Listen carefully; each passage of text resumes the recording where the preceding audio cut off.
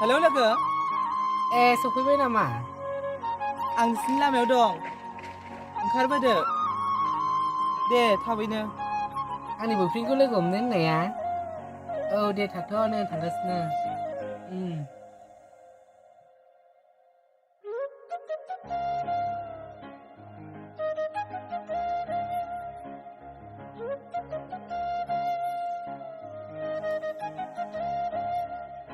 लोगो सफैबाय औ सफैबाय लोगो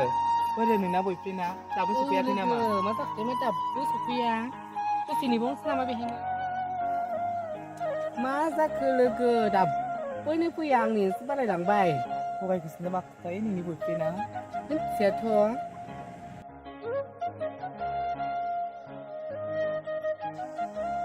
फाग्लि नोंना बयफ्रेन्डआ हौनो सफैबाय बे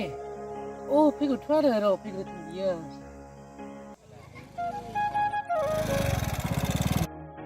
एसे गोबाव जाखो नोंसोर आंखौ बेयाव नेनानै मोजांसो होनदों नोङो नेनोसो बालायलांबायमोन आङो एथ' गोबाव जेबो नंला दे लोगो थांसै औ थोदो बेरायनोसै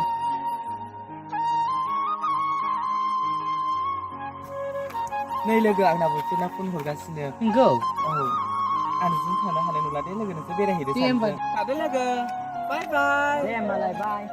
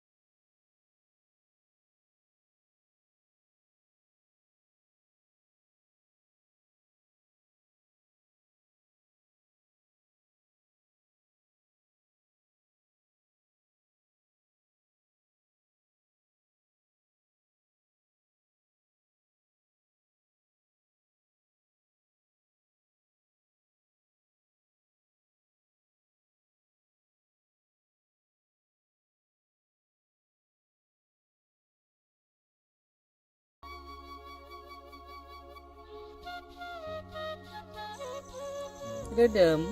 नों आंखौ बेसे मोजां मोनो आंनि जिउनिख्रुइबो बांसिन मोजां मोनो आं नोंखौ सना दाबायदियाव नोंखौ मोनाब्ला आं आंनि जिउखौनो फोजोबना लागोन थोद जाम्बि मानो बिदि बुङो नोंलाय आं नोंखौ मानो गारनांगौ नोंगौना रोदोम औ सना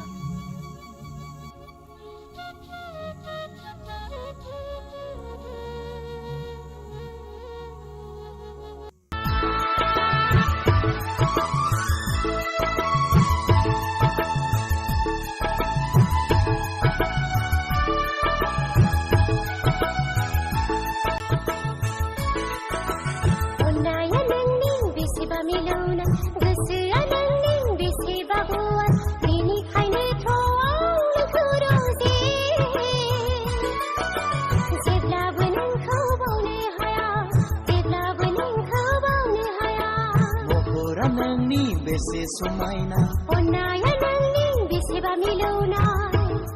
बेसे मुहिना